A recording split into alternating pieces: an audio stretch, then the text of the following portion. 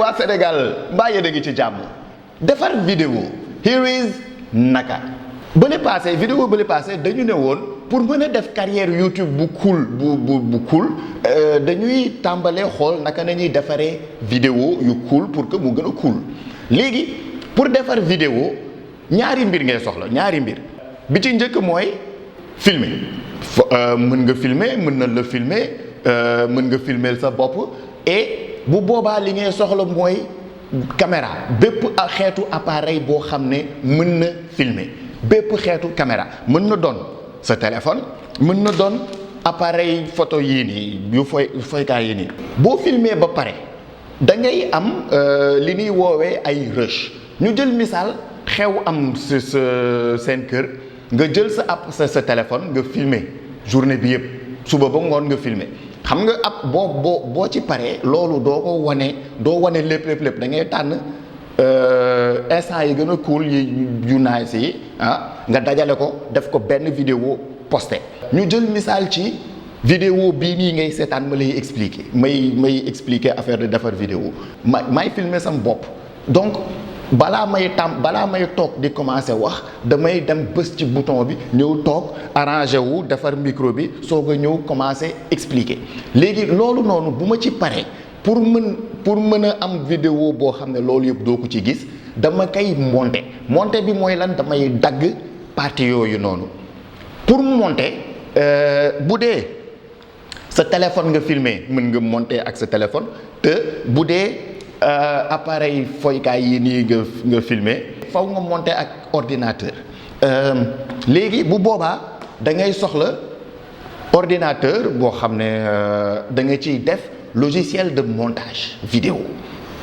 ba ci téléphone bi sax boo ci filmer tamit da ngay soxla logiciel montage vidéo boo xam ne day dem ci téléphone pour nga mën a def say montage dafa am xeetu appareil yu bëri am na appareil professionnel am na appareil pour internet am na appareil pour télé am na appareil pour cinéma am na appareil pour satellite espace et cetera am na xeetu appareil yu bëri et bu ci nekk ak li nga koy monter logiciel de montage yi yu ci bëri yi gën a siiw c'est payant da ngay fay am na yoo xam ne da ngay fay am na yoo xam ne c'est gratuit ci yi gën a siiw ci yi nga xam ne da ngay fay benn bi gën a fës temps jamono yii nii 2019 mooy Adobe Premiere entreprise bi ñuy woowee Adobe moo créé ay logiciels yu bëri Photoshop ci la bokk InDesign ci la bokk Illustrator ci la bokk et cetera bëri nañu ay kii et Premiere mooy logiciel pour montage bi Adobe defar c'est payant te booy monter sax ak Adobe Premiere da ngay soxla ay After Effects di nga soxla ay Photoshop di nga soxla ay Audition et cetera yooyu yeneen logiciel la yoo xam ne da nga koy jëfandikoo pour mottali sa montage loolu dinañ ci ñëw am na benn logiciel bu mel na Final Cut c'est logiciel la boo xam ne c'est spécialement pour Macintosh rek lay fonctionner depuis bi version 10 bi génnee gars yi doon ko xaw a tegee ndale boor parce que dafa ñëw indi ay soppite yoo xam ne vraiment mooy loolu et ñu bëree transféré ci Premiere comme sama xeet yi nii am nga Sony Vegas Video logiciel bu cool la pour tamit monter c'est payant xam nga c'est assez pro da nga ciy def ay montage pro da nga ciy def kii ba utiliser naa ko ay ati lu yàgg avant may dugg réellement ci Final Cut parce que mën naa wax ne sax Final Cut contrainte moo ma ci dugal parce que dama jógee ci PC dugg ci Macintosh te amul Vegas Video amul woon sur Macintosh donc j'ai été obligé góorgóorlu ak Final Cut xam nga à partir de ay Final Cut 4 ba 7 bi c'était très cool mais après 10 bi vraiment waaw am na tamit ay logiciels yoo xam ne c'est gratuit léegi pour damay jël exemple DaVinci Resolve alors logicielu Blackmagic la gars yi defar Blackmagic ñoom ñoo defar DaVinci Resolve dafa njëkkoon siiw pour affaire traitement de couleur color correction mais dafa dem ba ci biir mu améliorer ay bagaasam gën ko yokk gën ci yokk ay këriñ et mu nekk nag léegi logiciel de montage ak logiciel de post-prod boo xam ne over efficace. li ci garaaw mooy que dafa am ñaari version dafa am version gratuite am version payante version payante bi bu dee ay débutant comme man ci DaVinci Resolve vraiment doo sentir lan mooy différence bi entre parce que li ngay soxla yëpp basiquement mi ngi ci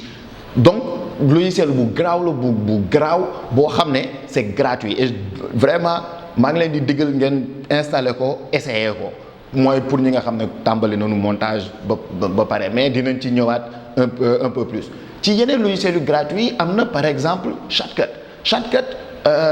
open source la open source mooy tout est gratuit amul craquer amul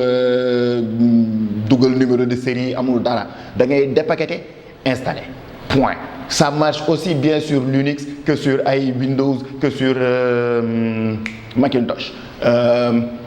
am na tamit KDE Live bon ñoom alors ay jamono ñoom ñoo doon logiciel montage open source bi gën a mool waaye dañu xawoon xaw bëri ay tu capp yu sew yu nu lijjantiwul woon comme yenn format yeeg yenn affaire yooyu noonu waaye jamono ji sax ñi ngi ñëwaat ñi ngi dellu si te gëm naa ne seen version yu mujj di ñëw yooyu dina garaaw loolu moo doon pour affaire logiciel montage léegi pour ordinateur bi ngay monter il faut que ordinateur bi am yenn